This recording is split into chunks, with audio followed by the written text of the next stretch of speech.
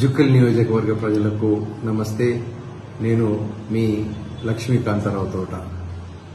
మిత్రులారా, ఇప్పుడు వర్షాలు బాగా పడ్డాయి, రైతు రుణమాఫీ అయిపోయింది. అదేవిధంగా రకరకాల అభివృద్ధి కార్యక్రమాలు మరియు సంక్షేమ కార్యక్రమాలు కూడా మొదలైనాయి. మన ప్రియతమ ముఖ్యమంత్రి రేవంత్ రెడ్డి గారి నాయకత్వంలో ప్రజాప్రభుత్వాన్ని ఎలా నడిపియాలో, ఎలా ముందుకు తీసుకెళ్లాలో అనే విషయం మీకందరికీ స్పష్టంగా అర్థమవుతుందని చెప్పేసి నేను అనుకుంటున్నా. మీరు ఈ మధ్య ప్రారంభమైనటువంటి అసెంబ్లీ కార్యక్రమాలు కూడా మీరు చూస్తూ ఉండొచ్చు. ఎంతో ఆసక్తికరంగా అద్భుతమైనటువంటి బడ్జెట్ మన ప్రభుత్వం 2,91,000 కోట్ల బడ్జెట్, చరిత్రలో కని విని ఎరగనటువంటి బడ్జెట్ ప్రతిపాదించడం జరిగింది. అయితే ప్రజాప్రభుత్వం ఈ విధంగా ఒకవైపు ప్రజల కోసమే కాంగ్రెస్ పార్టీ పనిచేస్తూ, నాలాంటి ఎమ్మెల్యేలు ఇంత అద్భుతమైనటువంటి ప్రభుత్వంలో భాగస్తులు కావడం అదృష్టంగా నేను భావిస్తున్నా.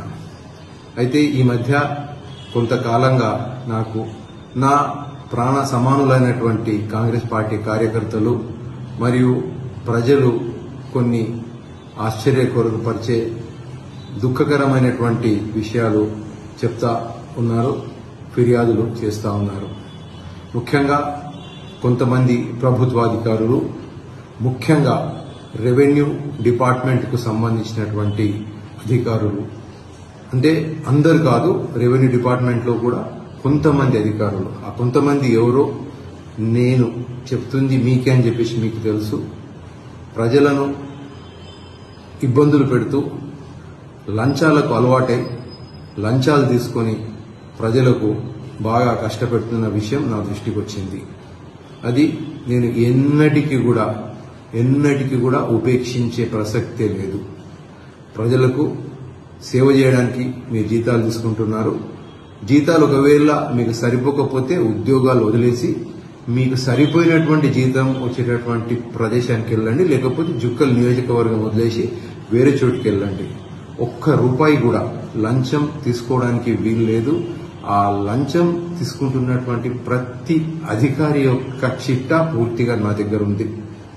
అయితే మీరు తక్షణమే జాగ్రత్త పడాలని చెప్పేసి నేను మీకు తీవ్రంగా హెచ్చరిస్తున్నా. మరి నా నియోజకవర్గ ప్రజలకు నేను విన్నవించుకుంటున్నా ఏంటంటే, ప్రభుత్వ అధికారులు ఏ పని అయినా వాళ్ళు స్వచ్ఛందంగా చేయవలసినటువంటి బాధ్యత వాళ్ళ మీద ఉంది. కాబట్టి మీరు ఒక్క రూపాయి కూడా లంచం ఇవ్వవలసిన అవసరం లేదు. ఏ అధికారి మీకు ఒక్క రూపాయి లంచం అడిగినా కూడా నా దృష్టికి తీసుకురండి, నేను తక్షణమే వాళ్ళ మీద తగిన చర్య తీసుకుంటా. ఏదో 1 గుంట 2 గుంటలు 3 గుంటలు రిజిస్ట్రేషన్ చేయడానికి రకరకాల ఇబ్బందులు పెట్టి 2,000 3,000 4,000 ఇట్లా తీసుకుంటున్నటువంటి అధికారులకు నేను తీవ్రంగా హెచ్చరిస్తున్నా. ఉద్యోగాలు చేయడానికి ఇష్టం లేకపోతే చేయకండి. ప్రజల దగ్గర మాత్రం ఇలాంటి పనులు మీరు చేయడం అసలు నేను ఒప్పుకోను. దయచేసి మీరు ఇట్లాంటి పనులు తక్షణమే మానుకోవాలని చెప్పేసి నేను హెచ్చరిస్తున్నా. జై హింద్.